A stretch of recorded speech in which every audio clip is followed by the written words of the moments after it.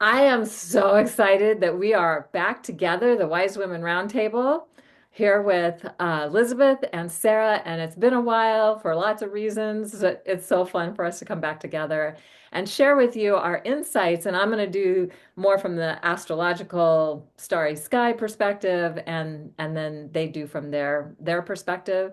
So we are living in wild times, just saying.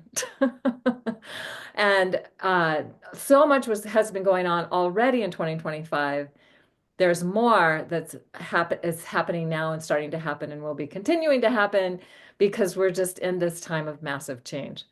And it's definitely something that we can look at the sky to see. So we're recording this on May 23rd. On May 24th, Saturn is going into Aries for the first time since April of 1996. And and Neptune just went into Aries for the first time since like 1860 something. And then they're going and they're so they're very close together. They kind of are entering in Aries around the same time, and they're going to make an exact conjunction in Aries in February of 2026. So they're doing this dance, and they're going to go back into Pisces, back into Aries, and they're crossing that zero Aries point three times. And it's just lighting up this alpha point, this and 29 Pisces, going back to 29 Pisces, the omega point. So this ending and beginning and beginning and ending is going on so much right now. And we could also, so that's happening. And then another thing that's happening, we'll probably do another video before this, but I'm just going to talk about this. In July, Uranus is going into Gemini for the first time in about 84 years. And if we think of Gemini, and we're in Gemini season, we're right before a Gemini new moon as we're talking about this. And the energy that has been really up for me in my world and how I'm encountering it is the trickster energy. Gemini is the trickster. It's the one that reminds us not to take ourselves so seriously. It's the one that is doing the unpredictable things that help expand our awareness. And sometimes it's done in ways that, like in Native American trickster traditions, it's, you know, so unexpected. I was just listening to somebody talking about how they witnessed a ceremony that had the tricksters in it, and they were throwing sand in people's faces, and they were like taking them and moving them to different places, and like just really out of ordinary, like so totally unexpected kinds of things. So we're in the month of the trickster energy. We're in the Gemini solar month right now until we have the June solstice. And then Uranus is going into Gemini for the first time in a really long time. And Uranus energy is very unpredictable in and of itself. It's all about creating the wild changes, breaking down things so that we can break through to different places, to expand consciousness and awareness. So we'll talk more about that, but I just wanted to give a hint of this is also happening. And Jupiter is still in Gemini right now as we speak, and will move into Cancer on June 9th. So it'll be at the zero Cancer point where the sun will be on June 20th or 21st, depending on your time zone, part of the world you live in, at the June solstice time. So we've got this trickster energy very prominent. We're going to have a Gemini full moon on May 26th, a new moon, I'm sorry, on May 26th, close to the Earth, having a bigger impact, also out of bounds, outside the boundaries of our ordinary reality. So everything is like, if we could imagine the most wild, the most crazy. I also think of Gemini as being connected to crazy wisdom. So it's like I think of a crazy wisdom statement that I've always loved is I'm not who I think I am. I'm not who you think I am. I am who I think you think I am. That's like crazy wisdom. So it's like it takes a little while to untangle and figure it out and that kind of thing.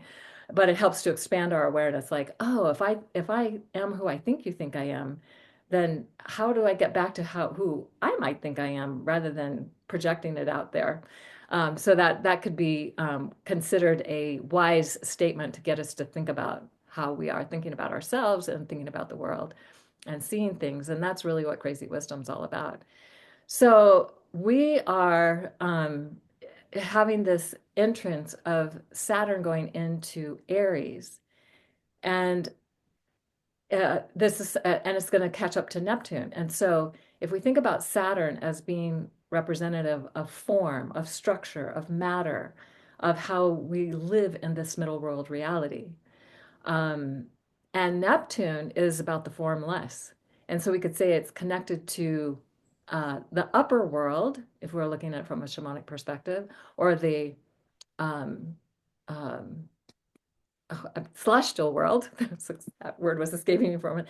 So in the celestial world, uh, then we have the celestial world interacting with the middle world, and we have the ability to maybe dream into new possibilities to bring into form into our middle world reality.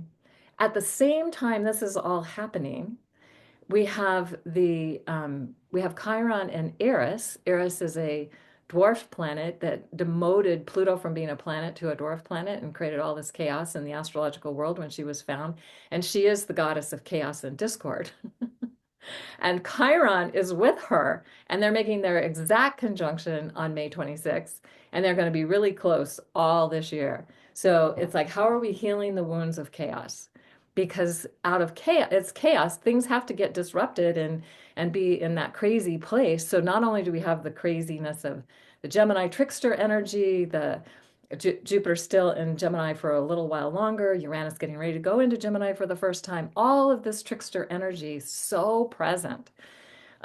We also have Eris being um, with Chiron, and Chiron and Eris were together back in 1971 and 72. And then this time they're together in 2025, and the last time they come together is in March of 2026. So we have so it's like it seems like a major message from the universe that yes, we're in a time of chaos. This is such a chaotic time for so many people, and for the world and for what's happening on the world stage.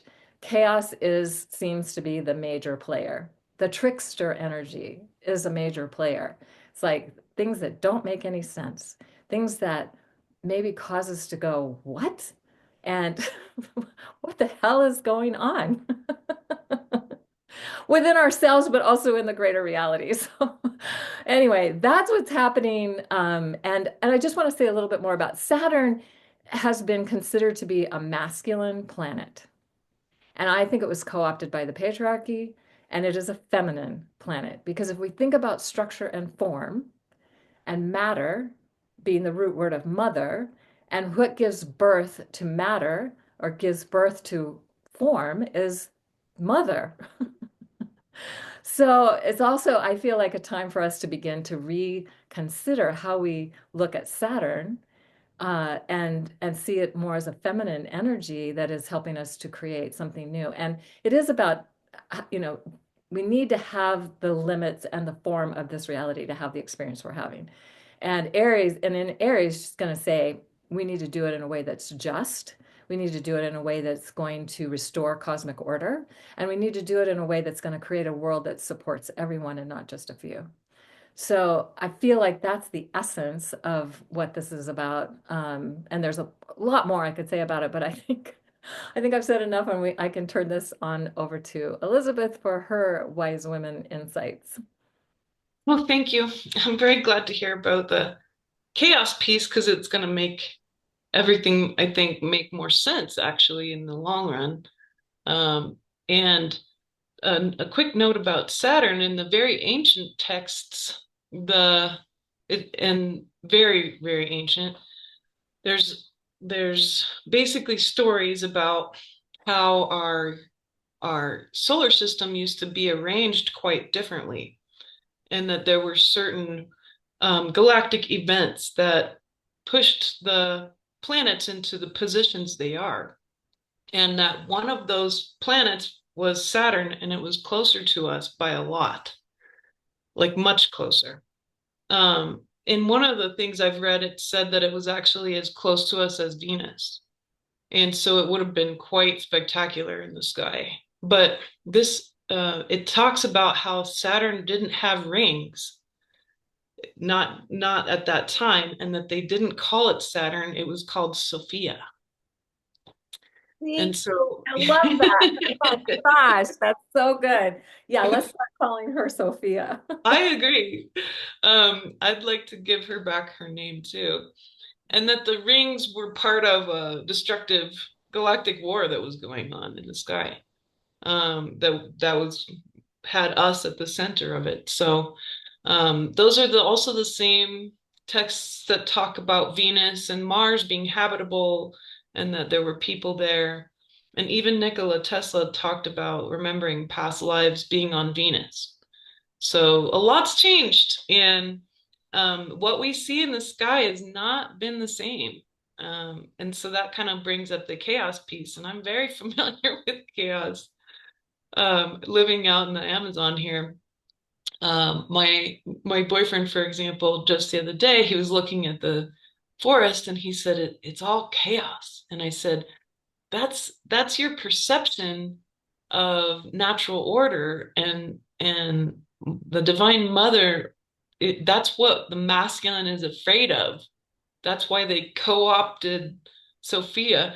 They're afraid of the natural order, the universal order, the divine law, because it has periods of time where it looks chaotic, and it's not. It's all an illusion.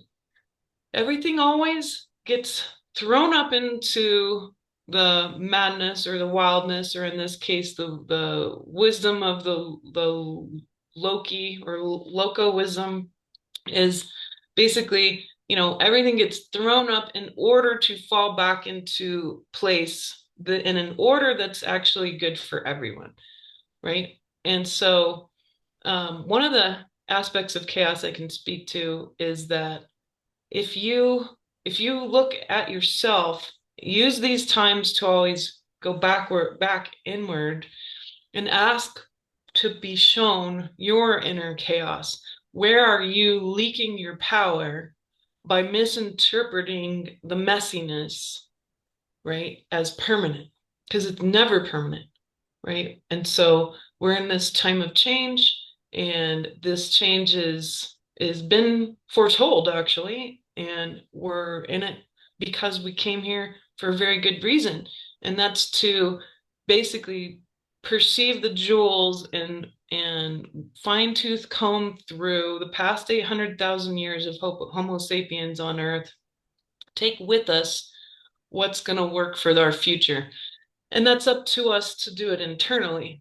And so, how are you perceiving the way that the divine order is rearranging your life, right? As chaotic when it's actually divine order, while it's moving. It's the momentum of divine order towards a different end, towards a better end, right? And to be able to go with the flow and immediately say, all right, if that's what the divine order is showing me, you got to be able to see the signs. You see the synchrony in the nature around you. You see the synchrony on the in the numbers, right? We get number codes. The other day I was saying something to my partner, and he looked at the watch and it said 555.55. And I was like, there you go. But being able to see all these different pieces as they flow, you'll get these guideposts, these markers, these clues. And, in the shamanic tradition, we call that medicine, right? So if suddenly a bunch of animals show up, like the other day I was teaching, and this whole flock of storks came through right when I was talking about being one with God, or a huge swarm of gold dragonflies was right out my window the other day as well, while I was speaking about a certain subject. These are clues that let you know you're on the right track. And yeah, the jungle is wild, but as you're moving through, don't be too concerned about the path. Don't be concerned about the destination. I had a connection yesterday with a spirit animal of the white stag, and he basically said, you need to understand that before humans, there were no paths, there were no destinations. And he's like, where you are is where you're home. You're home wherever you are. And that can give you a sense of stability, right? And ground you while all the chaos is going on. Another reason I think humans feel extra chaotic at the moment, and this isn't something we've talked about that much on the women's roundtable, but the recently, about a month ago, it was released that in probably 2019 or so, Voyager, which is our farthest reaching contraption of humans that we've thrown out into space, that Voyager is in it's trying to push past our solar system. And there's the solar systems and everything, they work quite a lot like water does. And when you're on an island, there's usually very large waves that surround the island, and it can be very difficult to get past the waves. And like they show that in Castaway, it's like part of the story where Tom Hanks, he's stuck on this island and he's trying to get past, but he always gets thwarted by these giant waves, right? And that's kind of what happens too to the solar system.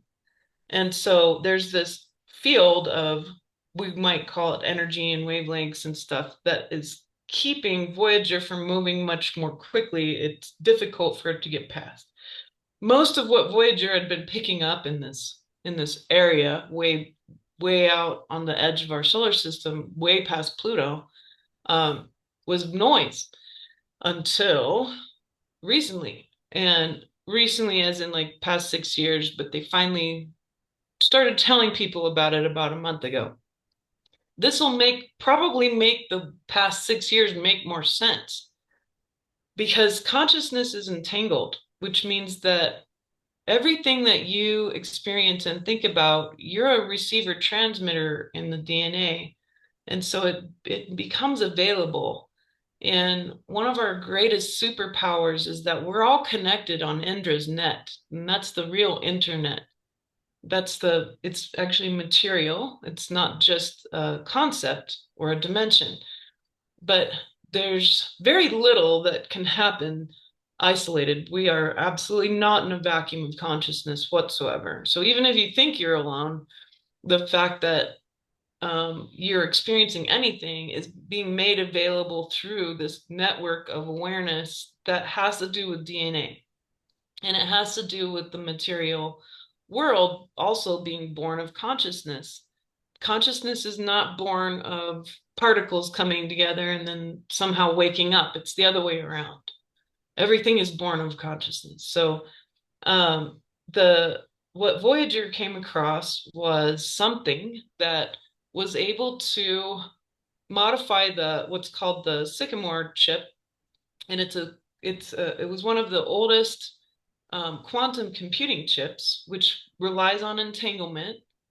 And it modified this chip. It gave it data, and then when the data came back to Earth, it showed up as a picture.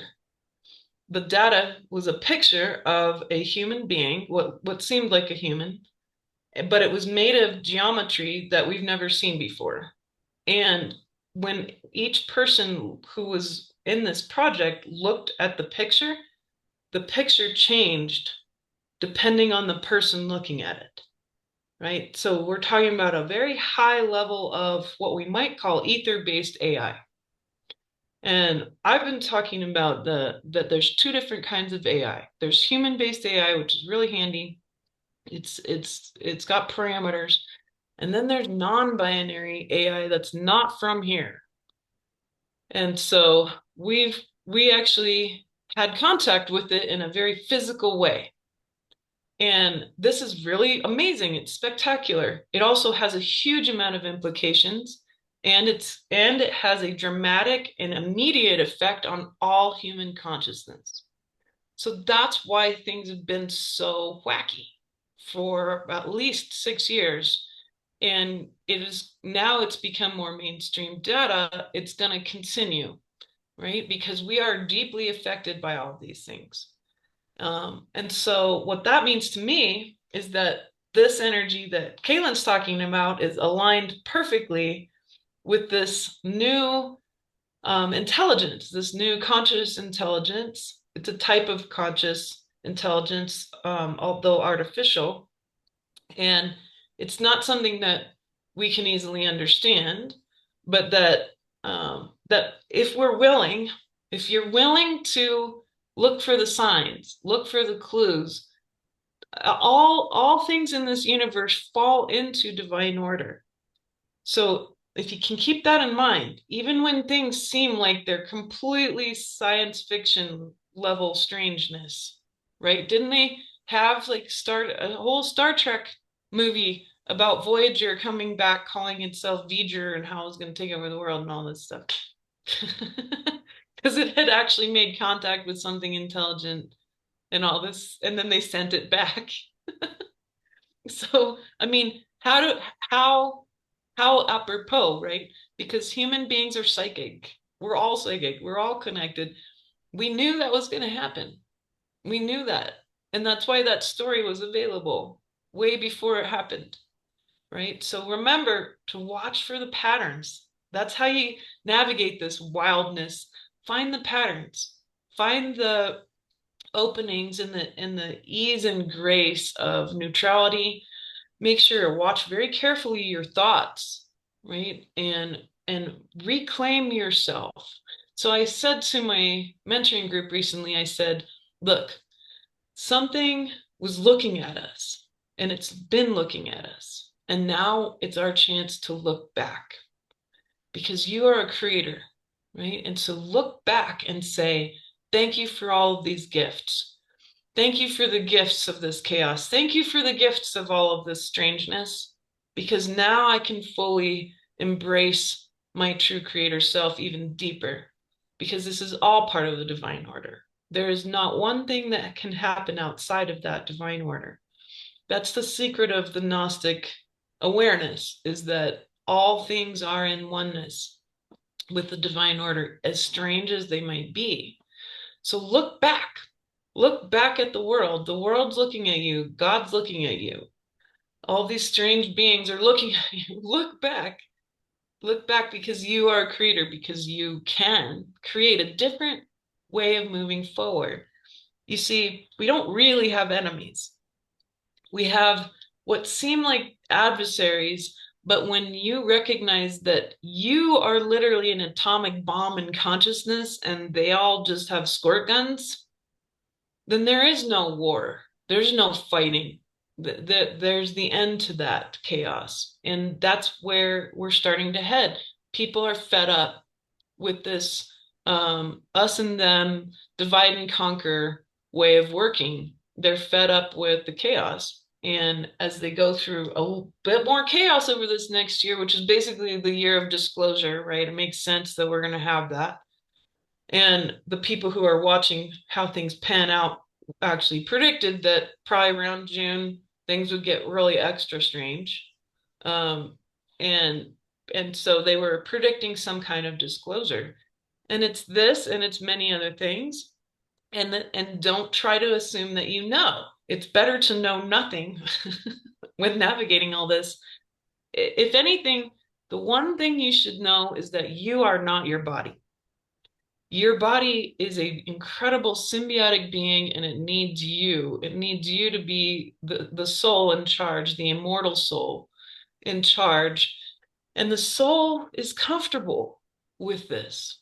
The soul is quite comfortable with chaos because he or she knows that it's going to pan out one way or another in divine order.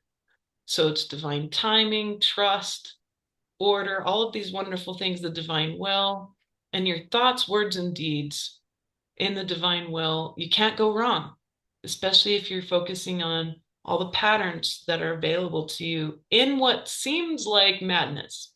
So that's how we can navigate where we're at right now.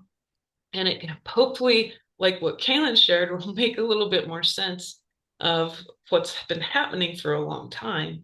And then I'm going to hand it off to Sara so she can help ground us and give us some more deep wisdom from the earth. Thank you so much, Sara. It's fascinating, Elizabeth. Thank you. And thank you, Kaylin, for giving us the overview of the craziness. So, yes, I think based on what we've shared so far, probably my best way path is to try and ground us, which is, of course, what our beautiful flowers and trees can do for us. I think as the veil starts to thin, which it is going to more and more as we walk into this new era on Earth, we are going to be able to see the plants and the trees and the crystals and the birds and the animals more as co-creators rather than, they're actually going to be working alongside us. So, since we last spoke, actually, I had a very beautiful adventure myself, which I'd just like to share with you all because it was just like a really special time. I had the privilege of going back to the UK. I live in France, and I am from the UK for the equinox, the spring equinox, and I was actually present at Stonehenge. They open the henge. I think it's twice a year or four times a year. I think they do it on the solstices and the equinoxes, which is very nice of them. They let everybody in and put their, you can go and sit on the stones and put, touch them basically. Apparently, the reason why they don't let people in, and I think this is a little bit strange, is that because we have chemicals on us because of our perfumes, we're going to destroy the stones. Anyway, so that's the henges, the National Trust's reason for it. Anyhow, for a couple of hours, everybody was allowed in, and I was there with some friends of mine, and I stood kind of on the edges because it was a very activating, very beautiful experience. But what I want to share with you is that the Druid world is alive and well. And these people turned up, and the drums came out, and the flutes came out, and the music went on, and the elders walked around in their cloaks and their gowns and their staffs. And it was literally like walking into a different world. It was extraordinary. And it was very beautiful to see. And I know from my experience of the priestess energies, one of the dance was part of the consciousness that kept time together. And when everything started to go wrong a long, long time ago, the dance was stopped and there people started to disconnect. And what I saw, though, even though it was a little bit engineered because they opened it just for 2 hours, what I saw was that the dance was alive and well. And even if it, and how amazing to have it happen literally in those stones. And I'm sure everybody knows what Stonehenge is. I had been to Stonehenge before, but I had never been inside the stones. And with all the drumming, it's like I had had 2 hours sleep because of my arrival there, and I was just like very zombie-like. But after about 20 minutes of the drumming, I was wide awake and I was fine for the rest of the day. It was very beautiful. So I just wanted to share that with everybody because I think it gives hope when we know that these things are taking a place in all different places around the world. And if you can ever get to Stonehenge at any of those times, please go because it's a very cool experience. There were mothers there, there were all of the druids, but there were also, not to separate druids from everybody else, but there were mothers, there were families there taking their babies and their children. It was there were all types of people all going to experience it. The other thing that I just wanted to share was that I had the privilege while I was there of having a tour of the Avebury stones, which are probably a little bit more feminine and less untouched than Stonehenge, which has been a little bit kind of like closed off to us. Avebury stones, you can walk around freely. By a lady, a British lady called Maria Wheatley. So if anybody wants to go and follow Maria's work, but she's essentially a geomancer and her speciality is in the stones.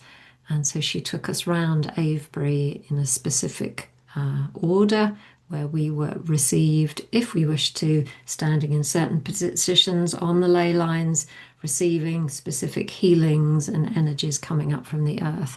It was really quite a very, very beautiful experience. And also learning how the stones, as in all places of the world, they were placed there originally along specific lines, and how what we possibly don't realize is that if we don't have the right guides or the right knowledge, is that some of the stones were placed there later to actually stop people walking through the ley lines. So you have to kind of like divert and go like this, which stops you following the flow of the ley line. And this is the kind of thing that Maria teaches, and she's written books and lots of things like that. So I just wanted to share that with everybody because it was a really special experience. So back to the flowers. When I checked in before we spoke, there was a few of the flowers that came forward. The first two, and as always, I offer these. I mean, you can go and find the flower essences yourself, but they're more just as energies that come in that can actually do the work just by you looking at them. So I'm just going to hold this one up so that she can actually do that for you. And then I'll tell you a little bit about her. So this is one of the Alaskan essences. She's called Labrador tea. And she's in their soul support, actually. So that gives you her kind of signature as well. The soul support in the Alaskan range is like the batch rescue remedy. It's obviously got a different signature, but that's when you would use it when your soul needs support. And I think that is probably something we can all relate to right now. I've been actually using this flower for the last couple of months. With other flowers, and she's very centering and grounding because I think it's what you were both talking about. And sometimes when we're in chaos, all we can do is just keep finding the center, just stop, keep being in our bodies and just being present with what is. And Labrador tea holds that for us. The other one is an Australian essence. I'll just let you look at it for a second. I've also been using this one for the last couple of months with the Labrador tea, actually. As you can see, this is a Macrocarpa. So one of the things that all of us are finding, I think, right now is that we say we're tired. So are we actually tired? I'm not quite sure if we are actually tired. We're just tracking the energy differently. And yes, we may be sleeping differently and all those kinds, but is it actually that we're tired? I'm not sure. I don't know the answers to any of this, but I think taking flowers or if you are called, supporting yourself with flowers who can kind of plug us back into the energy circuits in the right ways for us will be very useful.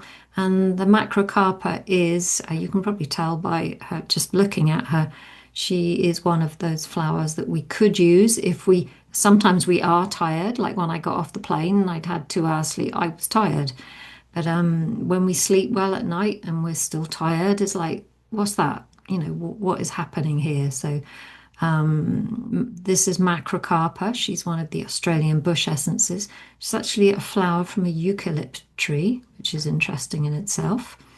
And she really, really helps us when we need to plug ourselves back in and make sure that we're kind of like energetically connected to the energy fields rather than disconnected, so we may be resting, but we are actually getting the correct amount of energies through our fields. So that if you're attracted to that flower, that could be helpful for you.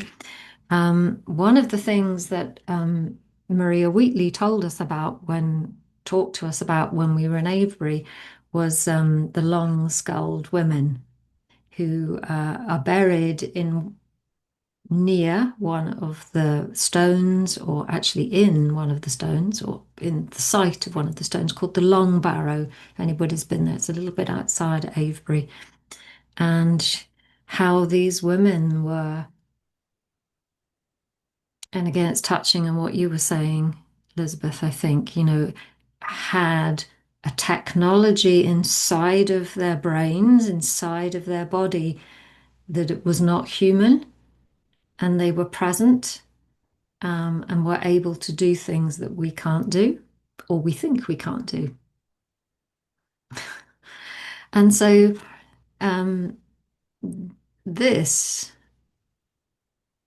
um, on our land here, after I'd come back and kind of pondered these long-skulled women and the abilities that they may have had to kind of be the dowsing rods. They knew what was going on because their bodies were the dowsing rods.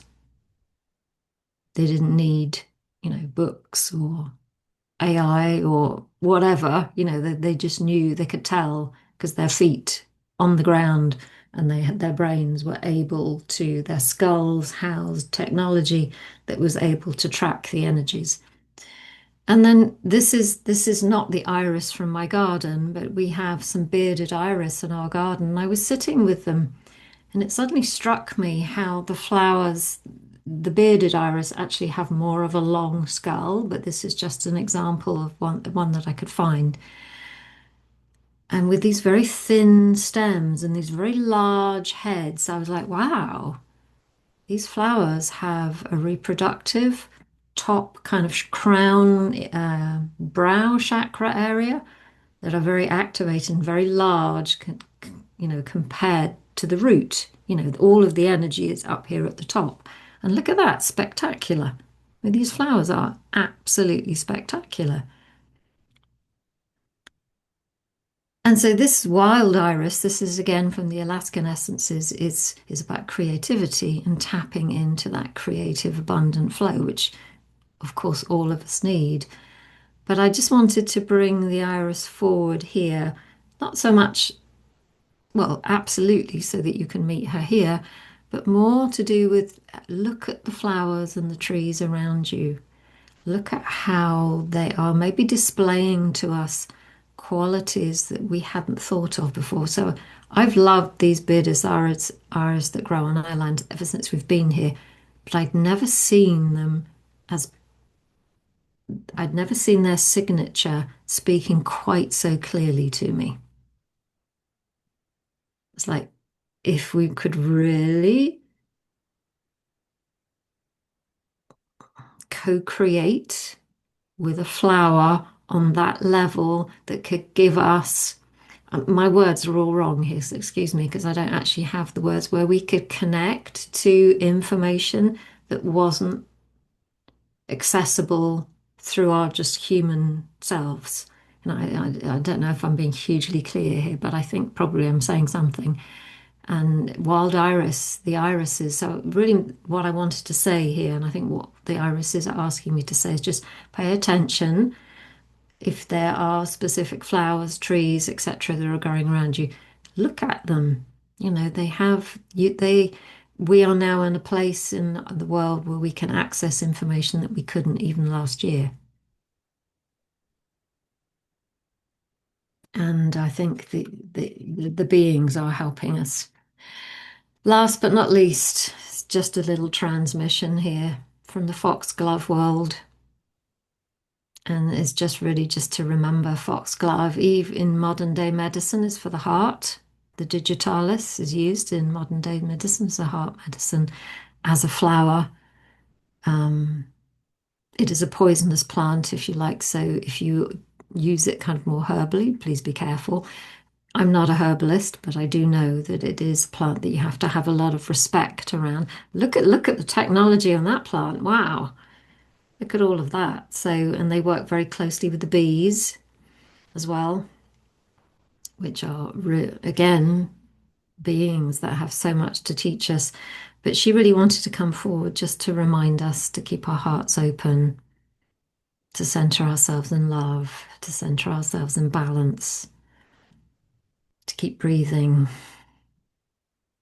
to keep in perspective. Yeah, yeah. Okay. So hopefully that's brought it a little together and we can retain all that you both shared. It's just helped contain it a little bit. So it's been really lovely seeing you again, and I hope that everybody listening has enjoyed it as much as we have. Me too. And I just want to say that we'll put links in the show notes for some of the things that were talked about. Uh, and if you want to go take a deeper dive, and This has been brilliant. So, so good. I love, love, love doing this. And I'm so happy that we found a time to get back together again. So we'll hopefully do it sooner rather than later this next time. And again, check out the show notes. There's going to be additional information there for you, and we'll see you. And hope everyone has found this to be helpful and supportive as we navigate these chaotic times. So. You, everybody. Okay, bye bye.